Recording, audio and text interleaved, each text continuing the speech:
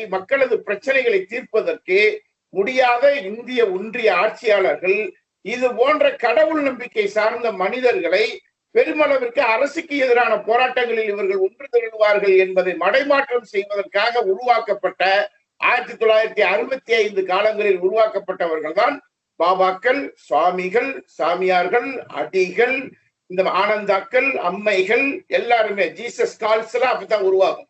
இவர்கள் எல்லாம் இந்தியாவில டயர்டாயிட்டா எங்க போவாங்க தெரியுமா? இந்த பாபாக்களும் ஜீசஸ் கால்ஸ்கள்லாம் அமெரிக்காவுக்கு ஓடிடுவாங்க. ஏன்னா அமெரிக்கா என்ன நினைக்கிறதுனா உலகத்தை தன் காலடியில் கொண்டு வந்து நிறுத்துவதற்கு இது போன்ற வலதுசாரி பிற்போக்குவாதிகளை உருவாக்குவார்கள். பணம் படைத்த, உடல் தினவெடுத்த, கொழுப்பெடுத்த அயோக்கியர்கள் என்ன பண்ணுவாங்கன்னா பெண்களை சூறையாட விரும்புவாங்க. இந்த தினவெடுத்த நாய்களால், நான் இந்த வார்த்தையை ரொம்ப தெளிவாக பயன்படுத்துகிறேன், ஏனெனில் பாதிக்கப்பட்ட குழந்தைகள் என் தங்கையும் என் பிள்ளைகளும். எனவே எனக்கு கோபம் வருகிறது. இதற்கு ஒரு தாட்டு உருவாக்குவாங்க. என்னன்னா அதிகமான பெண்களோடு உடலுறவு கொள்வதன் மூலமாக இறைவனை அடையலாம். நீங்க நித்யானந்த ஆசிரமத்துல போய் பாத்தீங்கன்னா அவன் ஒரு ஃபார்ம் வச்சிருப்பான். அந்த ஃபார்ம்ல நீங்க உள்ள போய் படிச்சு பாத்தீங்கன்னா உள்ளுக்குள்ள இந்த இதை இருக்கும். நான் இதற்கெல்லாம் இணங்குகிறேன் என்றுதான் ஒரு பெண் என்ன செய்கிறாள், கையெழுத்து போட்டு கொடுத்துட்டு போறான். ஜக்கி வாசுதேவனுடைய ஆடியோவை நான் உங்களுக்கு அனுப்பி வைக்கிறேன். அவர் என்ன சொல்றாரு தெரியுமா? கிருஷ்ணன் 5-6 வயதாக இருக்கிற பொழுது அவர் ஆண்மை அதிகமாக, அவர் அதாவது என்னன்னா ஒரு குழந்தையாக இருக்கிற பொழுது அவர் ஆண் சொரூபத்தில் இருந்தார். யசோதா மயங்கி கிருஷ்ணனை தனது மகனாக அவர் நினைக்கவில்லை, மாறாக தனது காதலனாக நினைத்தார். தாய்க்கும் மகனுக்கும் காதல் உறவு இருந்ததாக ஜக்கி வாசுதேவ் பேசிய வீடியோ இருக்கு. கமலஹாசனை பாத்தீங்கன்னு சொன்னா சிவன் வேடம் போடுவார். ஆனா அவர் வைணவர். சிவன் வேடம் போடுவாரு, வாயில பப்புள் கம்லாம் விட்டுக்கிட்டு ஊதி காய்ப்பாரு. கவனிச்சிருக்கீங்களா சினிமால?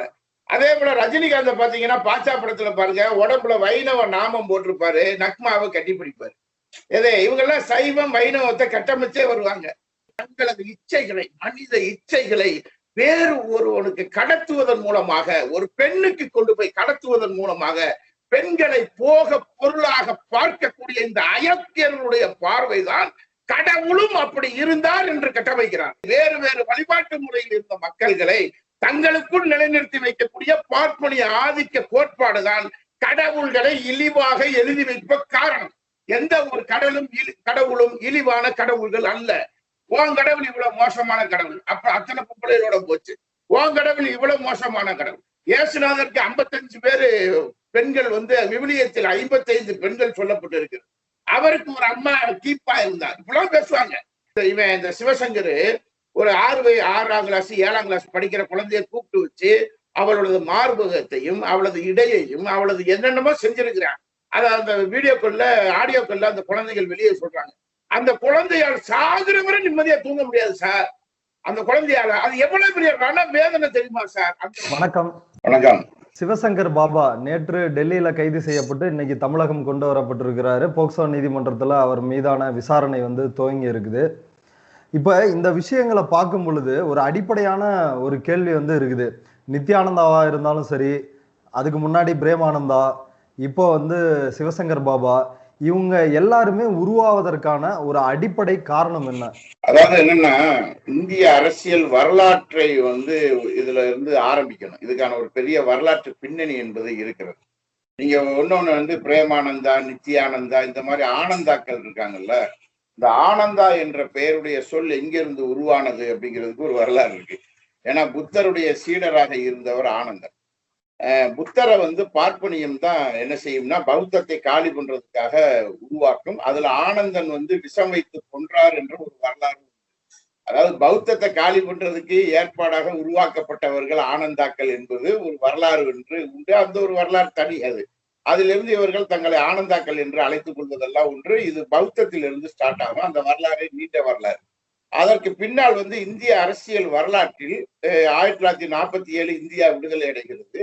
விடுதலை அடைந்ததற்கு பின்பாக அப்போது என்ன சொன்னார்கள்னா, இந்தியா விடுதலை அடைந்தால் தேனாறு ஓடும், பாலாறு ஓடும், மக்கள் தெருக்களில் அள்ளியே குடிக்கலாம், டோன்ட் வரி அப்படின்லாம் பேசிக்கிட்டு இருந்தாங்க. ஆனா இந்திய விடுதலை வரலாறு என்பது வேற ஒன்றுமே கிடையாது. மக்கள் விடுதலைக்காக போராடினார்கள், தியாகம் செய்தார்கள், உயிரை பணைய வைத்தார்கள். 1 லட்சக்கணக்கான மக்கள் வெள்ளையர்களால் கொல்லப்பட்டார்கள். ஆனால் கத்தியின்றி ரத்தமின்றி யுத்தம் ஒன்று வருகுதுன்னு கதை விட்டுக்கிட்டு இருந்தாங்க. அப்படியெல்லாம் கத்தியின்றி ரத்தமின்றி எல்லாம் வாங்கல. அதற்கு மிகப்பெரிய தியாகங்கள் செய்திருக்கிறார்கள். அந்த தியாக வரலாறுகள் ரத்த சாட்சிகளாக பதிவு செய்யப்பட்டிருக்கிறது என்பதை நாம் மறந்துவிடக் கூடாது. ஆனால் என்ன பண்ணாங்கன்னு சொன்னா 1917 சோவியத் யூனியனில் ஏற்பட்ட ஒரு பெரிய தாக்கம், அதை ஒட்டி இரண்டாவது உலக யுத்தம். இரண்டாவது உலக யுத்தத்தில் ஸ்டாலின் அவர்களுடைய தலைமையில் என்ன செய்யறாங்கன்னா கிழக்கு ஐரோப்பிய நாடுகள் முழுவதும் விடுதலை அடைகிறது. அப்ப இந்தியாவும் அந்த சாயலுக்குள் சென்று விட்டால் ரொம்ப சிரமத்தை உருவாக்க நேரிடும் என்று அஞ்சிய வெள்ளை ஏகாதிபத்தியம் மத ரீதியாக பிளவுபடுத்தி இந்தியா பாகிஸ்தான் என்று உருவாக்கி காலங்காலமாக இவங்க மத சண்டையை போட்டுக்கிட்டு கிடக்கட்டும் அப்படின்னு சொல்லி வெள்ளையர்களும் இங்கிருந்த பெருமுதலாளிகளும் தங்களுக்குள் உருவாக்கி கொண்ட ஒரு புரிந்துணர்வு ஒப்பந்தம் தான் இந்திய விடுதலை என்ற அறிவிப்பு. இந்திய விடுதலை போராட்டம் வேறு, இந்திய விடுதலை என்ற அறிவிப்பு வேறு. 1947 இது போன்ற தேனாறு பாலார்கள் ஓடும் என்று சொன்னதுக்கு பின்னாடி இந்திய சமூகத்தை ஆட்சியாளர்கள் கட்டமைக்கிறார்கள். அதற்கு 5 ஆண்டு திட்டங்கள் உருவாக்கப்படுகிறது. 5 ஆண்டு திட்டங்களின் முடிவில் 1965 காலகட்டங்களில் என்ன பண்றாங்கன்னா, இன்னைக்கு பாகிஸ்தான் போர்னு நடக்குது பத்தியெல்லாம், திடீர்னு பிரச்சனை வந்தா பாகிஸ்தான் போர் நடந்துடும். அது போலதான் அன்னைக்கு சீனாவோடு ஒரு போர் நடத்தினார்கள். 1962 இந்திய சீன போர் என்பது இந்தியாவில் இருக்கக்கூடிய பிரச்சனைகளை மறைப்பதற்காக நடத்தப்பட்ட யுத்தம். அதாவது இந்த 5 ஆண்டு திட்டங்கள் என்பது பதிவு செய்யப்பட்டது. 5 ஆண்டு திட்டங்கள் போட்டார்கள். 3 5 ஆண்டு திட்டங்கள் போட்ட நிலையிலும் மக்களுடைய ஏழ்மை நிலை என்பது பெரிய அளவிற்கு மாறவில்லை.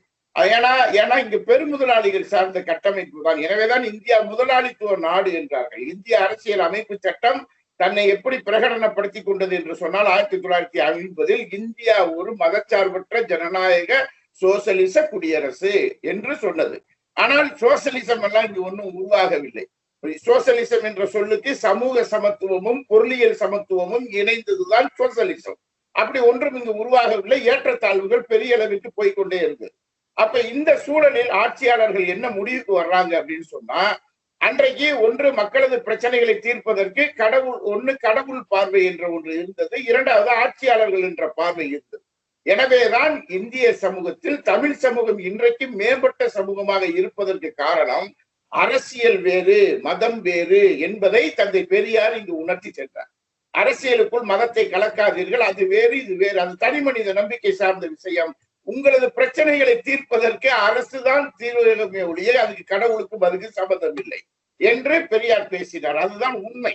அப்ப என்ன பண்றாங்க இவங்க அப்படின்னு சொன்னா, மக்களது பிரச்சனைகளை தீர்ப்பதற்கு முடியாத இந்திய ஒன்றிய ஆட்சியாளர்கள் இது போன்ற கடவுள் நம்பிக்கை சார்ந்த மனிதர்களை பெருமளவிற்கு அரசுக்கு எதிரான போராட்டங்களில் இவர்கள் ஒன்று திரளுவார்கள் என்பதை மடைமாற்றம் செய்வதற்காக உருவாக்கப்பட்ட 1965 காலங்களில் உருவாக்கப்பட்டவர்கள் தான் பாபாக்கள், சுவாமிகள், சாமியார்கள், அடிகள், இந்த ஆனந்தாக்கள், அம்மைகள் எல்லாருமே. ஜீசஸ் கால்ஸ் எல்லாம் அப்பதான் உருவாகும். இயேசு அழைக்கிறார்னு ஒரு கும்பல் அப்பதான் ஓடியாந்தாங்க.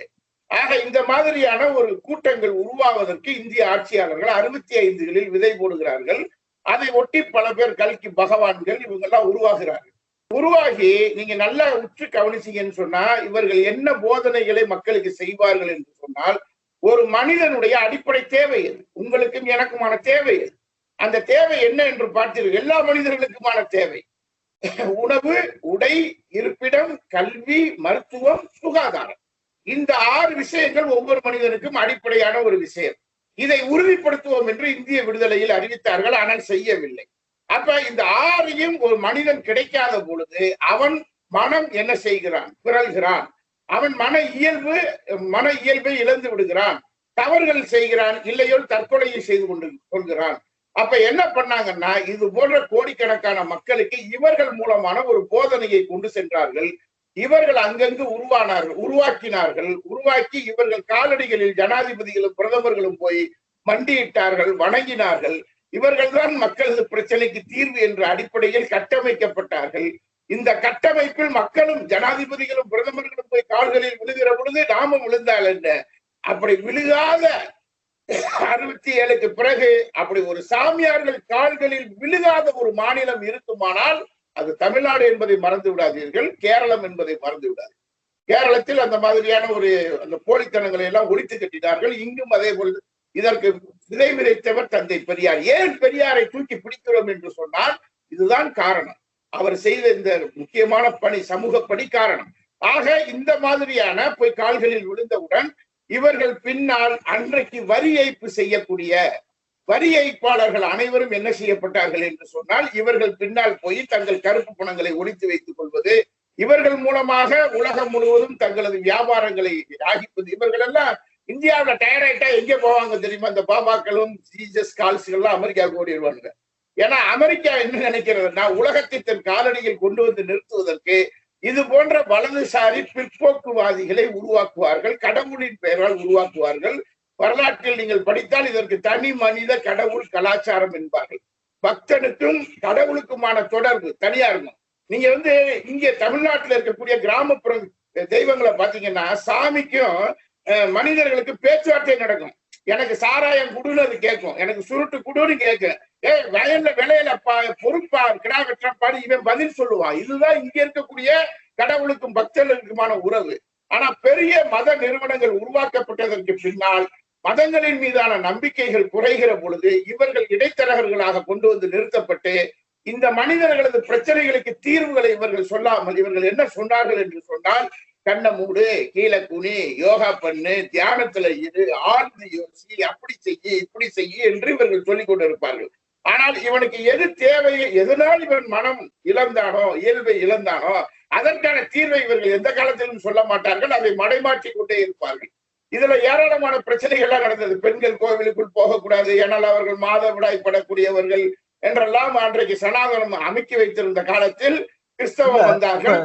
இப்ப நீங்க இவ்வளவு விஷயங்களை ஒரு வரலாற்று ரீதியா சொல்றீங்க. இதுல ஒரு முக்கியமான கேள்வி எங்க இருந்து எழுதுனா, இவங்க எல்லாருக்குமே ஒரே பேட்டர்ன் இருக்குது. இவங்க எல்லாருமே பாலியல் புகார்கள்ல சிக்கி அப்படி பல பெண்களுடைய வாழ்க்கையை சீரழித்தவர்களா இப்படி இருக்கிறாங்க. இந்த பேட்டர்னுக்கு அடிப்படையா என்ன? இன்னைக்கு சிவசங்கர் பாபா இப்படி ஒவ்வொரு சாமியாருடைய பின்பலமும் இப்படிதான் இருக்குது.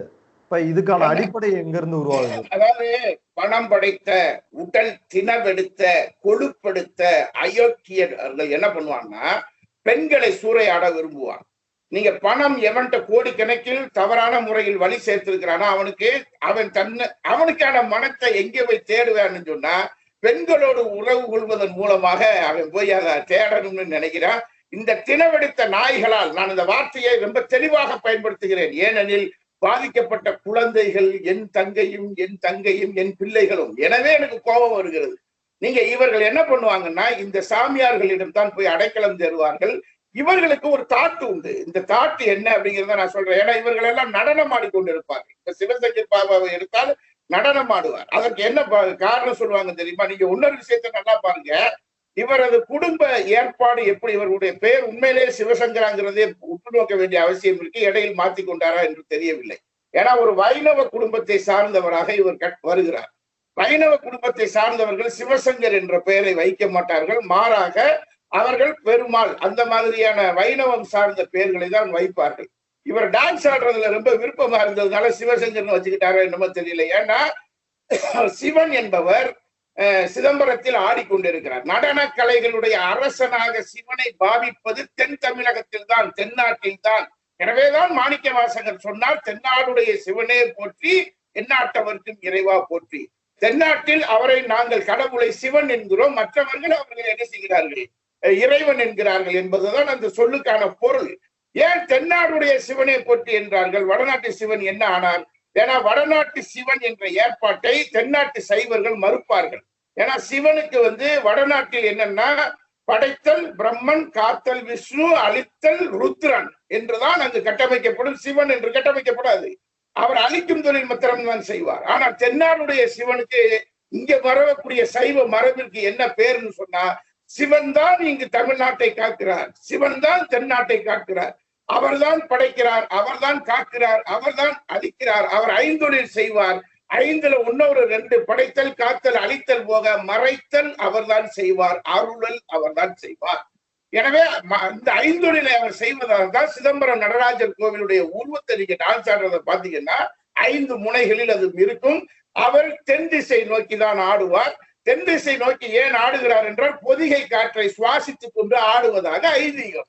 அப்ப தென்னாடுடைய சிவனை போற்றி என்று இங்கு சொன்னார்கள். நடனக்கலைகளுடைய அரசனாக சிவனை பார்த்தார்கள். எனவேதான் இவர்கள் அதை மட்டும் எடுத்துக்கிறாங்க. டான்ஸ் ஆடுறதை மட்டும் எடுத்து வச்சுக்கிட்டு சினிமா பாட்டை போட்டு இங்க ஆடிக்கிட்டு இருக்காங்க. அவர் ஆடுனது வேற. அவர் நடன கலைகளை போற்றுவதால் ஆடினார். இவர்கள் ஆடுறதுக்கு பேர் நடன கலைகள் அல்ல, கேவலமான டான்ஸ். இவங்க ஆடுறது, இவங்க பாடுறது எல்லாமே.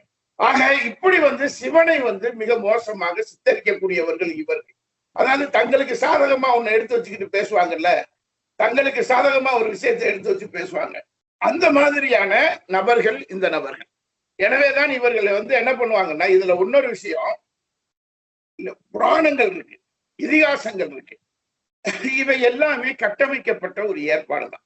அப்ப புராணங்கள், இதிகாசங்கள், நீங்க விதாபம் இருக்கட்டும், எது நான் உடனே இவர் சேவியரு, உடனே இவர் இந்து மதத்தை தாக்கிறாரு பாய்க்க.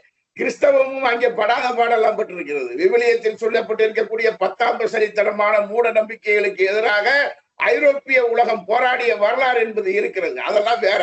ஒவ்வொரு சமூகத்தையும் சீர்திருத்துவதற்கு, மதங்களை சீரமைப்பதற்கு சீர்திருத்தவாதிகள் உருவானார்கள். அந்த சீர்திருத்தவாதிகள் இஸ்லாத்தில் உருவானார்கள், கிறிஸ்தவத்தில் உருவானார்கள். அதே போல இந்த சமயத்திலும், வைதிக சமயத்தில், நீங்க இந்து சமயம் என்று நான் சொல்ல மாட்டேன், ஏனால் இங்கு 6 வகையான சமயங்கள் இருந்தது. அந்த 6 வகையான சன்மதம் என்பார்கள். அந்த சன்மதத்தை எல்லாம் ஒன்றாக ஆக்கி ஜோன்ஸ் வில்லியம் என்பவனால் உருவாக்கப்பட்ட, வெள்ளைக்காரனால் கல்கத்தாவில் உருவாக்கப்பட்ட சட்டம் தான் ஹிந்துல்லா. எனவேதான் அம்பேத்கர் சொன்னார், இந்து என்பது மதம் அல்ல, அது சட்டங்களின் தொகுப்பு என்றார். எனவே 6 மதங்கள், சைவம், வைணவம், காணபத்தியம், கௌமாரம், இது போன்ற சௌரம், இது போன்ற மதங்கள் இங்கு இருந்தது. இந்த 6 மதங்களையும் வைதிகம் தனக்குள் செறித்து கொண்டு உருவானது. இது தனி வரலாறுகள், அதுக்குள்ள தனியா மத வரலாறுகளை போய் பார்க்கலாம். நீங்க கிறிஸ்தவத்துக்குள்ள பிரச்சனை இருந்ததுனாலதான் கிறிஸ்தவம் 2ஆக உடைகிறது. நீங்க சீர்திருத்த கிறிஸ்தவம்னு ஒண்ணு உருவாகுது, கத்தோலிக்கத்திலிருந்து உருவாகுது. அதே போல இஸ்லாத்துக்குள்ள பிரச்சனை இருக்கு, அங்க மோதல்கள் நடக்குது. சியா சன்னி என்பது 2ஆக பிரிக்கிறது. ஆக எல்லா மதத்திற்குள்ளும் என்ன செய்கிறது, மோசமான கருத்துக்கள் இருந்ததற்கு எதிராக சீர்திருத்தவாதிகள் போராடினார்கள். இங்கு விவேகானந்தர் வரை, ஐயா வைகுண்டர் வரை, வள்ளலார் வரை, நாராயணகுரு வரை, ஐயன்காளி வரை, சட்டாம்பி சாமிகள் வரை போராட்டங்கள் இங்கு நடந்தது. சமூக சீர்திருத்தம் தான் இந்தியாவுடைய மரபு, தமிழகத்தினுடைய மரபு. அதற்கு எதிராகத்தான் பெரியார் பேசினார். பெரியார் கடவுள் மறுப்பை எதற்காக முன்வைத்தார் என்றால், மனிதர்களுக்குள் ஏற்றத்தாழ்வுகளை உருவாக்கியதால் கடவுளை எதிர்த்தாரே ஒழிய கடவுளை அவர் எதிர்க்கவில்லை என்பதை நாம் அடிப்படையாக பார்க்க வேண்டும். இது ஒரு பக்கம் இருக்கட்டும். இந்த சூழல்ல இவர்கள் என்ன செய்தார்கள் என்று சொன்னால், தாங்கள் மக்களை மடைமாற்றம் செய்வதற்காக இந்த பாபாக்கள் எல்லாம் உருவாகி இதற்கு ஒரு தாட்டு உருவாக்குவாங்க. என்னன்னா, அதிகமான பெண்களோடு உடலுறவு கொள்வதன் மூலமாக இறைவனை அடையலாம். நீங்க நித்யானந்த ஆசிரமத்துல போய் பாத்தீங்கன்னா, அவன் ஒரு ஃபார்ம் வச்சிருப்பான். அந்த ஃபார்ம்ல நீங்க உள்ள போய் படிச்சு பாத்தீங்கன்னா, உள்ளுக்குள்ள இந்த இதை இருக்கும். நான் இதற்கெல்லாம் இணங்குகிறேன் என்றுதான் ஒரு பெண் என்ன செய்கிறாள், கையெழுத்து போட்டு கொடுத்துட்டு போறா. நீங்க இந்த லோன் வாங்கும் போது 32 பக்கத்துக்கு ஒரு டாக்குமெண்ட் கொடுப்பாங்க. பணம் வாங்குறதுக்கு நம்ம என்ன செய்வோம், அதுக்காக அதை படிக்கவே மாட்டோம். உடனே யாராவது 32 பக்கத்தை படிச்சு கையெழுத்து போட்டு கடை வாங்கினவன் இந்தியாவில் உண்டானா இருக்காது. கடை கட்டும் போதுதான் நம்ம கேட்போம், சட்டம் எல்லாம் பேசிட்டு இருப்போம். அது மாதிரி பாதிக்கப்படுபவர்கள் அவர்கள் என்ன பண்ணுவாங்கன்னா, பாவம் அந்த குழந்தைகள் தங்களுடைய இயலாமையால், வாழ்க்கை சூழ்நிலையால் இவர்களிடம் போய் அகப்பட்டுக் கொள்வார்கள். இவர்கள் மெஸ்மரிசம் செய்து கொண்டே இருப்பார்கள், இந்த மாதிரியான போதனைகளை சொல்லுவார்கள். அதை கடவுளின் பெயரால் தான் என்ன செய்வாங்க, சொல்லுவாங்க. ஆனால் கடவுளுக்கும் இதற்கும் சம்பந்தமே கிடையாது. பெண்கள் மூலமாக, பெண்களிடம் அதிகம் உடலுறவுகள், அதிக பெண்களிடம் உடலுறவு கொள்வதன் மூலமாக ஆன்மீகத்தை, கடவுளை அடையலாம் என்பது இவர்களது தாட்டாக நிச்சயம் இருக்கும். இப்போது இன்னொரு கேள்வி வந்துவிடும். ஆட்சியாளர்கள் தான் இவர்களை உருவாக்குகிறார்கள், கட்டமைக்கிறார்கள். இவர்கள் போதனைகள் என்ற பெயரில் எல்லா விதமான போதை பழக்கத்தையும் ஏற்றுவார்கள். இதை அரசு வேடிக்கை பார்த்துக் கொண்டிருக்கும். எப்போது இவர்கள் மாட்டுவார்கள் என்றால், இங்கு போய் மாட்டிய அந்த குழந்தைகள், அந்த பெண்கள், அவர்கள் குரல் வெளிப்படும் போது, இது எல்லா அரசுகளுக்கும் தெரியும் என்ன நடந்து கொண்டிருக்கிறது என்று. எல்லா அரசுகளுக்கும் தெரியும். ஏதோ ஒரு இடத்துல தப்பு பண்ணி மாட்டிக்கொண்டவர்கள் வெளியே சொல்லும் போது, அது மூடி மறைக்கப்பட்ட வரலாறும் உண்டு, மாட்டிக்கொண்டவர்களுடைய வரலாறும் உண்டு. அதையும் இந்த அரசுகள் தான் தேர்ந்தெடுக்கிறது. யாரை மாட்ட வைப்பது, யாரை விடுவிப்பது என்பதும் இந்த அரசுகள் கட்டுப்பாட்டில் தான் இருக்கிறது. நான் உதாரணத்திற்கு சொல்கிறேன். 2014 ஆசாராம் பாபு இப்போது சிறைச்சாலையில் இருக்கிறார். பெண்கள் பாலியல் தொல்லை கொடுத்தவர். அவர் மோடிக்காக பிரச்சாரம் செய்தார், தேர்தலில் மோடிக்காக பிரச்சாரம் செய்தார். அதே போல ராம் ரஹீம்னு ஒரு ஆள் ஹரியானாவில் இருந்தார். அவர்கள் எல்லாம் தவறு செய்திருக்கிறார்கள் என்று இவர்களுக்கு தெரியாதா? இவர்கள் இவர்கள் பத்தியில கோடிக்கணக்கான பணம். இவர்கள் ஒரு நேரத்துல என்ன பண்ணுவாங்கன்னா, இவர்கள் எசமானிக்க உத்தரவு கூட ஆரம்பிப்பாங்க. இந்த சாமிகள் அரசுதான் இவர்களை உருவாக்குகிறது. இவர்கள் என்ன பண்ணுவாங்கன்னா, அவங்களுக்கு உத்தரவு போடுறதுக்கு ஆரம்பிப்பாங்கல்ல, அந்த நேரம் இந்த மாதிரியான விவகாரங்கள் வரும்போது தூக்கி போட்டு உள்ள வச்சு அடைச்சிருவாங்க. இன்னைக்கு ஒரு சாய்பாபா வருவார். பாபா என்பது ஆன்மீகத்தில் பெரியவர். அதை நாம் கொச்சைப்படுத்தி பேசவே கூடாது. ஆன்மீகம் என்பது வேறு, வள்ளலாருடைய ஆன்மீகம் என்பது வேறு. நீங்க ஆன்மீகம் என்பது என்னன்னா, ஒவ்வொரு மனிதர்களுக்குமான நேசத்தை வளர்ப்பதுதான் ஆன்மீகம். அதுதான் ஆன்மீகமாக கற்றுக் கொடுக்கும். எந்த மதமும் ஒரு மனிதனை கொல் என்று சொல்லவில்லை. ஆனால் ஆன்மீகம் என்பதனுடைய அடையாளம் இப்ப யாகா முனிவர் சொல்றாருல, தாய் தந்தையர்களை மதிங்க, நல்லா உழைங்க, நல்லா வேலை செய்யுங்க, நல்லா மக்களுக்கு நீங்க ஒவ்வொருத்தரோடையும் என்ன செய்யுங்க, பரஸ்பரம் அன்பு செலுத்துங்க. இதுதான் ஆன்மீகம். இந்த சாமியார் பள்ளிகிட்ட போய் நின்றுகிட்டு நீங்க உங்க வாழ்க்கையை இழந்துடாதீங்கன்னு யாகவா முனிவர் சொன்ன சண்டை போட்டுக்கிட்டு இருக்காங்க. அவர் தெளிவாக சொன்னாரு. ஆக இந்த மாதிரி, ஆனா என்னன்னா, அது போன்ற மனிதர்கள் எப்படி செய்வாங்கன்னா, அவர்களுக்கு ஒரு தாட் இருக்கும், பார்ப்பனிய எதிர்ப்பு கருத்து இருக்கும். அந்த கருத்தை என்ன பண்ணுவாங்கன்னா, அவர்களும் தங்களை ஒரு கடவுள் உருவத்துக்கு கொண்டு போய், இவன் கடவுள் உருவத்தை வச்சு கெட்டது செஞ்சான்னா இவங்க கடவுள் உருவத்தை வச்சுக்கிட்டு நல்லது செய்யணும்னு நினைப்பாங்க. இவங்க ஒரு கருத்தியலில் இருந்துதான் இவர்களுக்குள்ள இந்த கருத்து மோதல்கள் நடந்து கொண்டிருக்கும். ஆக இந்த மாதிரியான ஆன்மீகம் என்பது வேறு. அதற்காக ரமண மகரிஷியினுடைய ஆன்மீகத்தை படித்து பாருங்கள், பல்வேறு அரவிந்தருடைய ஆன்மீகத்தை படித்து பாருங்கள், விவேகானந்தருடைய ஆன்மீகத்தை படித்து பாருங்கள். விவேகானந்தர் சொல்வார், உங்களது சாஸ்திரங்களும் சடங்குகளும் தான் உயர்ந்தது என்று சொன்னால், அந்த சாஸ்திரங்களையும் சடங்குகளையும் கங்கை கரையில் நான் தூக்கி வீசுவேன் என்று சொன்னார் விவேகானந்தர். அதே போல சொன்னார், ஒரு மனிதன் மீது ஆயிரக்கணக்கான கடவுள்கள் ஆளுமை செலுத்துவதை விட ஒரு மனிதன் நாத்திகத்தை தழுவுவது மேல் என்றார் விவேகானந்தர். இப்படியெல்லாம் பல முனிவர்கள், யோகிகள் எல்லோரும் சொல்லியிருக்கிறார்கள். அவர்கள் வேறு, இவர்கள் வேறு. இதை வித்தியாசப்படுத்தி ஆன்மீகத்தை பத்தி சொல்லும் பொழுது இந்த தாட் இவங்கள்ட்ட இருக்குது.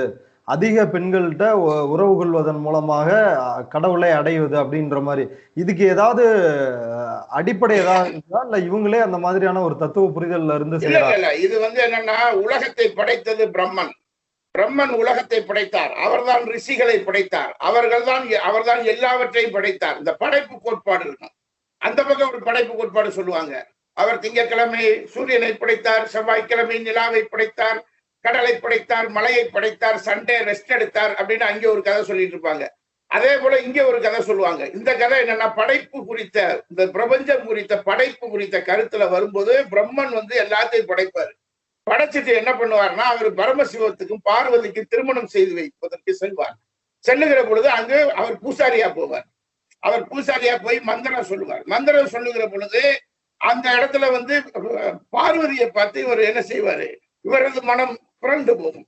உடனே நீங்க அவருக்கு விந்து வெளியேற ஆரம்பிச்சிடும். இதெல்லாம் புராணத்துல எழுதி வச்சிருக்கு. மனு நீதி ஒரு குலத்துக்கு ஒரு நீதி என்ற ஒரு புத்தகம் தந்தை பெரியார் எழுதியிருப்பார். அந்த இதுல பிரம்மனுடைய படைப்பு குறித்து எழுதிக்கிட்டே வருவார்.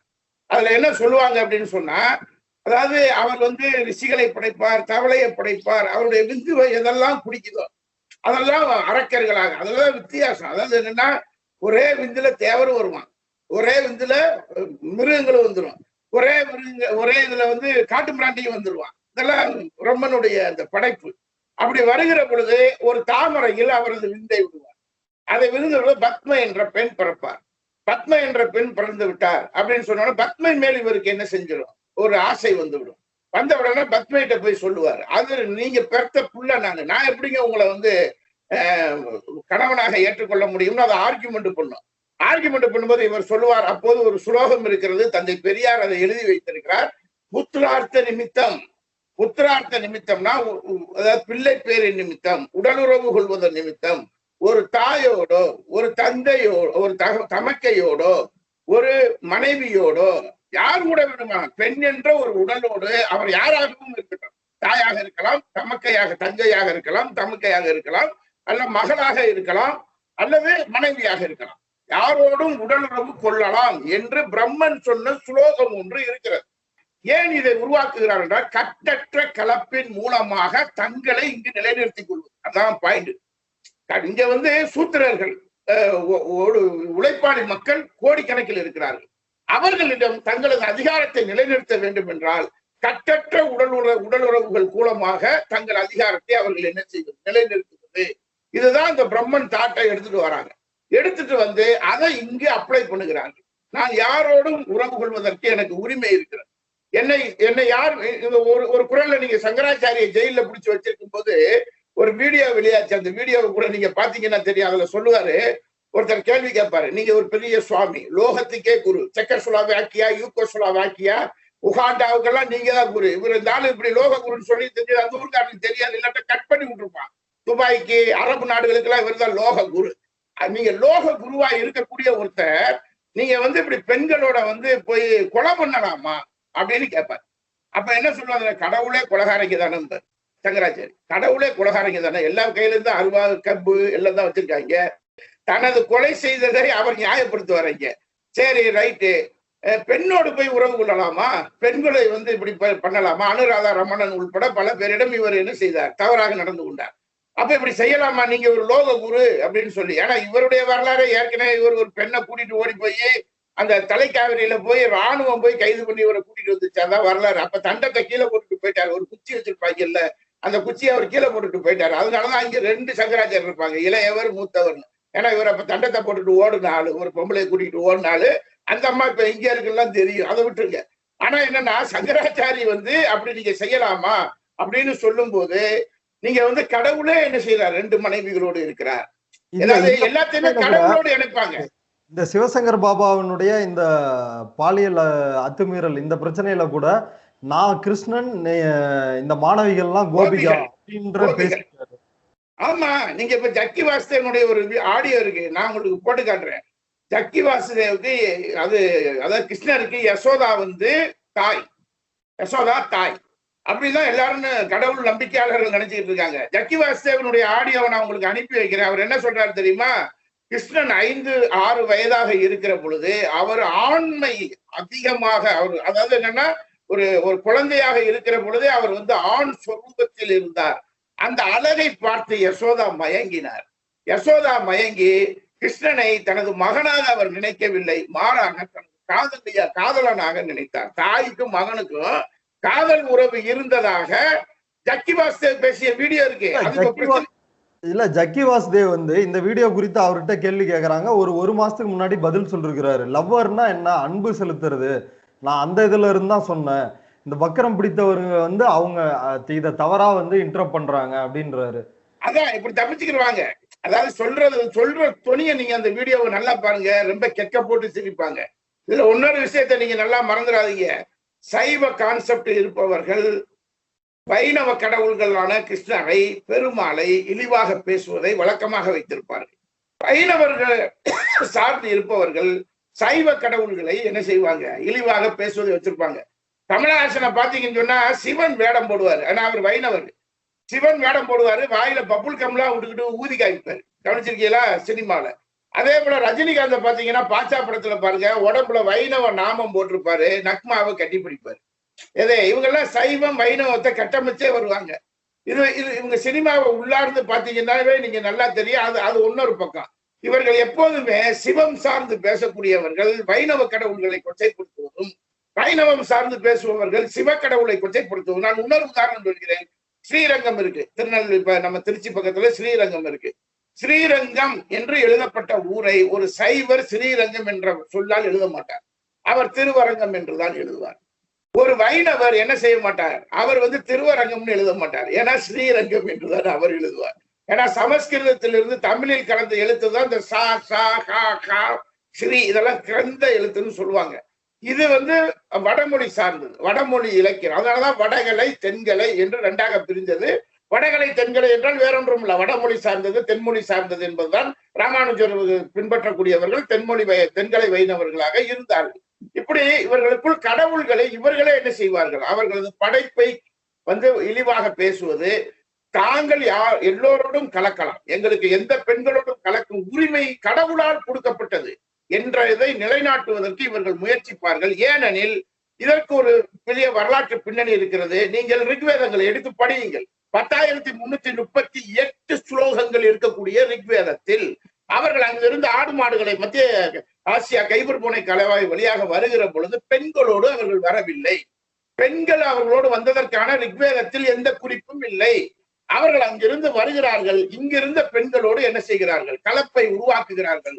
நீங்க இந்தியாவிலேயே உலகத்திலேயே பிரசித்தி பெற்ற புத்தகங்கள்ல ஒரு புத்தகம் கலர்ஸ் இன் இந்தியா, இந்தியாவில் கலர்கள் உருவான வரலாறு.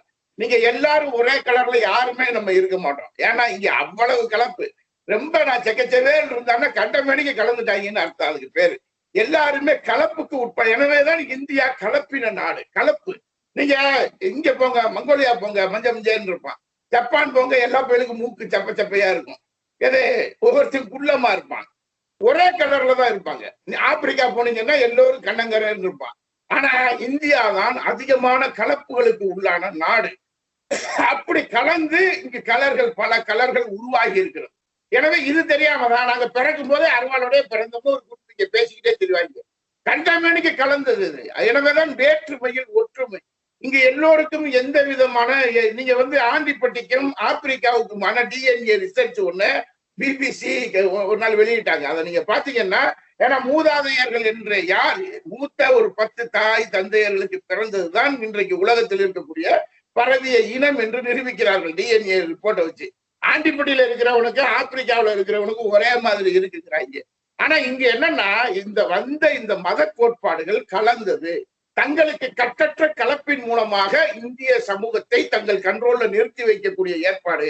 இப்போதும் கேட்பார்கள், பார்ப்பன பெண்கள் யாராவது காதலித்து திருமணம் செய்தால் நாங்கள் என்ன அருவாளையா எடுத்துக்கொண்டு அலைந்தோம், வெட்டி கொண்டு அலைந்தோம், ஆணவ படுகொலை செய்து கொண்டு அலைந்தோம் என்றெல்லாம் இவர்கள் கேட்பார்கள் அல்லவா கேள்வி. எதற்கு? அவர்கள் கோட்பாடே கலப்பது தானே. கலப்பின் மூலமாக தங்களை பெரும்பான்மையாக நிலைநிறுத்திக் கொள்வதுதான் அவர்களுடைய தாட்டை. அதுதான் அவர்கள் கடவுள் பெயரால் கட்டமைக்கிறார்கள்.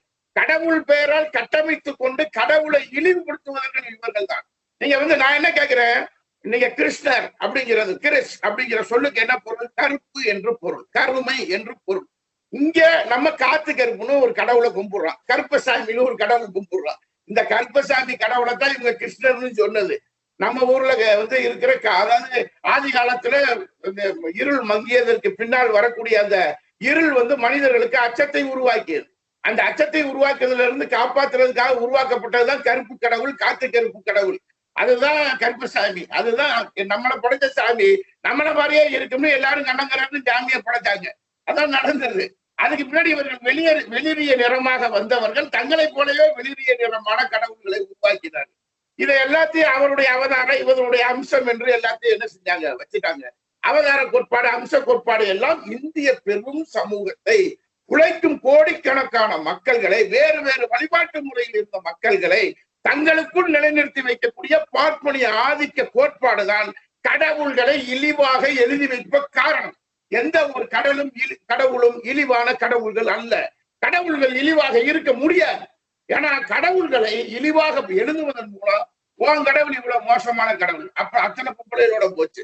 உன் கடவுள் இவ்வளவு மோசமான கடவுள். இயேசுநாதருக்கு 55 பேரு பெண்கள் விவிலியத்தில் 55 பெண்கள் சொல்லப்பட்டு இருக்கு. அவருக்கு ஒரு அம்மா கீப்பா இருந்தார். இப்பெல்லாம் பேசுவாங்க.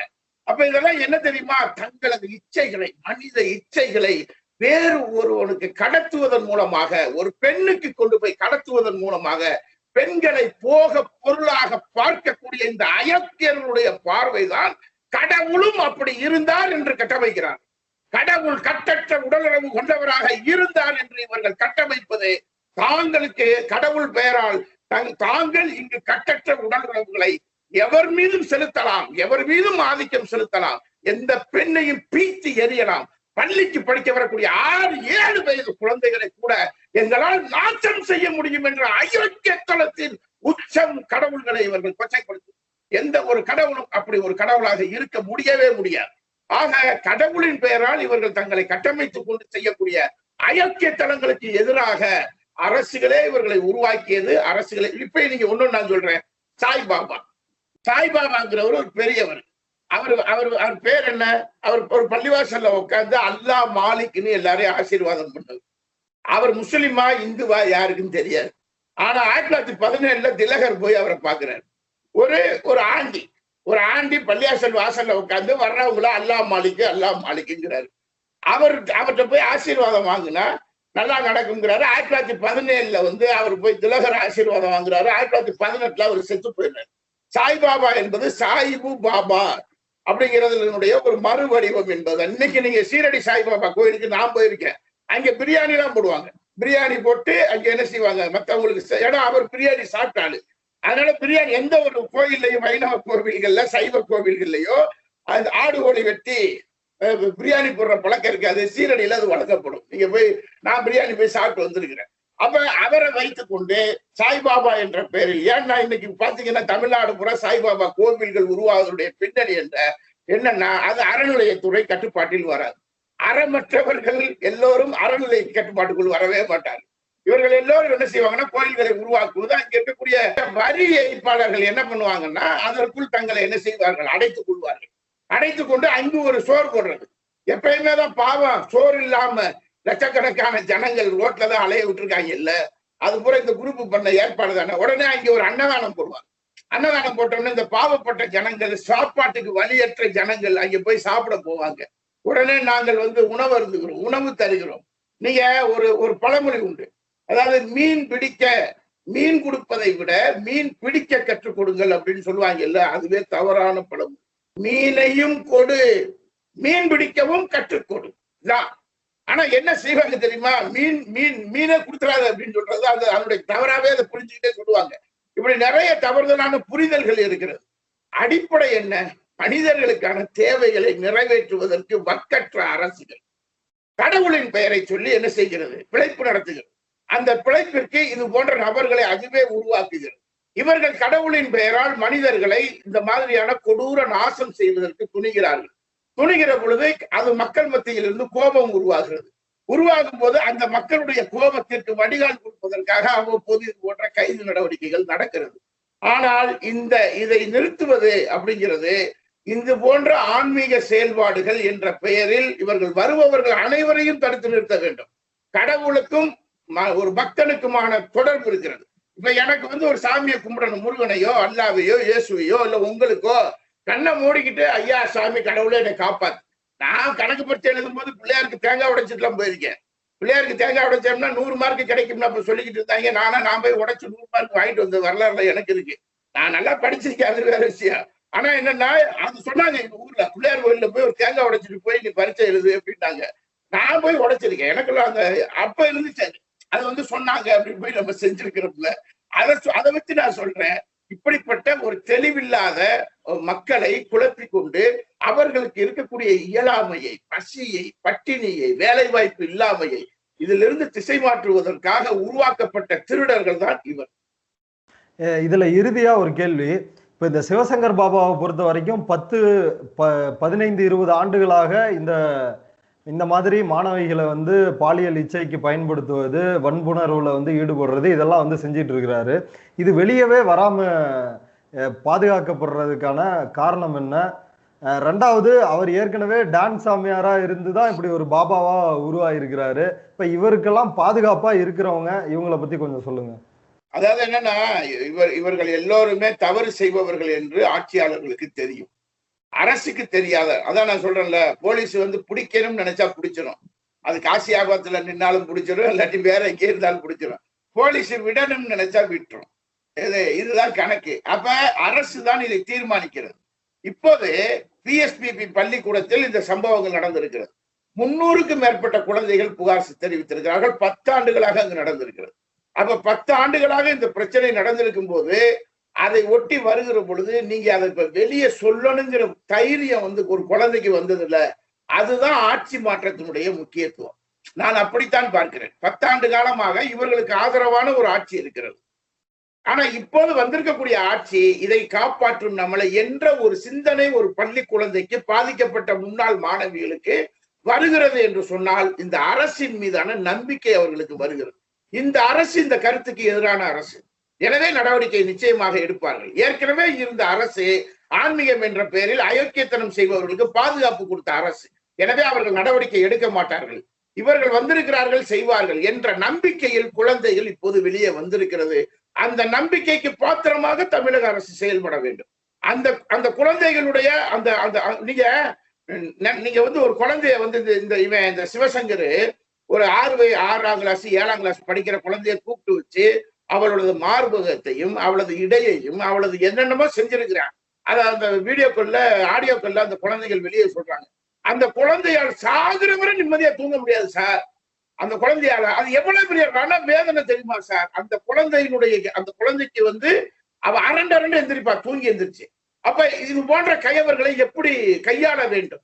நீங்க அதாவது இந்த குழந்தைகளுக்கு நியாயம் வழங்க வேண்டும். இதை நியாயம் வழங்காத ஒரு அரசாக இது இருக்குமானால், அப்படி ஒரு அரசு 10 ஆண்டு காலம் செயல்பட்டு இருக்குமானால் அந்த அரசு கடுமையாக தண்டிக்கப்பட வேண்டும்.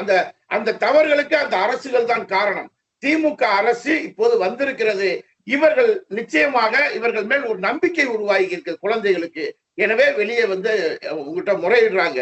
அந்த முறைகள் என்பது நீங்க நம்மளை கடவுளுக்கு மேலேன்னு வச்சுக்கோங்களேன். கடவுளுக்கு மேல இந்த ஆட்சியாளர்கள் நம்மளை காப்பாற்றி விடுவார்கள். நமக்கு இழைக்கப்பட்ட அநீதிக்கு இவர்கள் நியாயம் வழங்குவார்கள் என்பது கடவுளை தாண்டிய சிந்தனை. அதை அரசுகள் நிறைவேற்ற வேண்டும். இதுபோல் எந்த மதமாக இருக்கட்டும் சார். நீங்க உடனே கேட்பான், பாதிரியார்கள் தவறு செய்யலையா? பாதிரியார்கள் தப்பு பண்ணா நடுரோட்ல போட்ட அடிங்கயா, யார் வேண்டாம், எவன் தப்பு பண்ணட்டுமே, அது எவனாகவும் இருக்கட்டும். 3 வயது குழந்தைய பாலியல் வன்மம் பண்றவன், பள்ளிக்கூடத்து வாத்தியம் பாலியல் பண்றவன், இவன் எவனா இருக்கட்டும், அவன் எந்த மதமா இருக்கட்டும் சார், யாருக்கு சார் பிரச்சனை? மனிதர்கள் என்பவர்கள் பாதுகாக்கப்பட வேண்டும். மதங்களின் பெயரால் அவர்கள் அடக்கப்படுகிறார்கள்.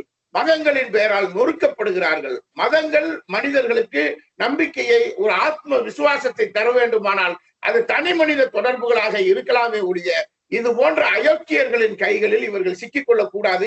இந்த சிவசங்கர் இதே போல் இந்த நபர் மண்ணடியில ஒரு லாரி செட்டு வச்சு பொழப்பு நடத்தினவர். நான் இன்னொன்றையும் சொல்லி முடிக்கிறேன். இவரது தந்தை பெயர் சர்மா. இவரது தந்தை பெயர் ஏதோ ஒரு சர்மா என்று முடிகிறது. சர்மா என்ற பெயர் உள்ளவர்கள் பீகாரின் பக்சாரில் இருக்கக்கூடிய கங்கை நதிக்கரையை பூர்வீகமாக கொண்டவர்கள். அங்கிருந்து இங்க குடியேறியவர்கள். நீங்க மனு தர்மத்தினுடைய சுலோகம் அத்தியாயம் 2 சுலோகம் 32 எடுத்து படித்து பாருங்கள். மனு தர்மம் தெளிவாக சொல்கிறது, பெயரில் மேன்மையை குறிப்பவர்கள் சர்மா என்று பெயர் வைத்துக் கொள்ள வேண்டும். அவர்கள் பார்ப்பனர்கள். அதே போல உடல் பலத்தை குறிப்பவர்கள் சத்திரியர்களாக இருப்பவர்கள் வர்மா என்று பெயர் வைத்துக் கொள்ள வேண்டும். அதே போல செல்வத்தை குறிக்கக்கூடிய வைசியர்கள் பூபதி என்று பெயர் வைத்துக் கொள்ள வேண்டும்.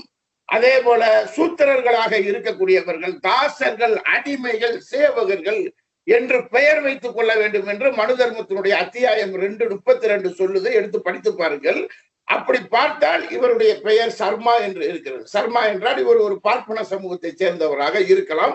வேறு ஒரு சமூகம் போல காட்டிக்கொள்ள கூட முயற்சிக்கலாம். அவர் எந்த சமூகமாக இருக்கட்டும், அது எவனாவது இருக்கட்டும். சூத்திரன் தப்பு பண்ணா சரியா, இல்ல ஒடுக்கப்பட்டவன் தப்பு பண்ணா சரியா? சரியல்ல. எவர் தவறு செய்தாலும் அந்த தவறுக்கு மனித நேயம் என்ற முறையில், மனித பண்பு என்ற முறையில், சக மனுஷிகள் என்ற முறையில் பெண்கள் பாவிக்கப்பட வேண்டும். அதற்கு இது போன்ற எந்த மதத்துக்காரன் தவறு செய்தாலும் ஈவு இரக்கமற்ற நடவடிக்கையை அரசு மேற்கொள்ள வேண்டும். அவர்கள் காருண்யவாதிகளாக இருந்தாலும் சரி, வாசுதேவர்களாக இருந்தாலும் சரி, எல்லோருக்கும் சட்டம் ஒன்றுதான். சட்டம் தன் கடமையை செய்ய வேண்டும். ஓகே சார், நன்றி சார். நன்றி, வணக்கம்.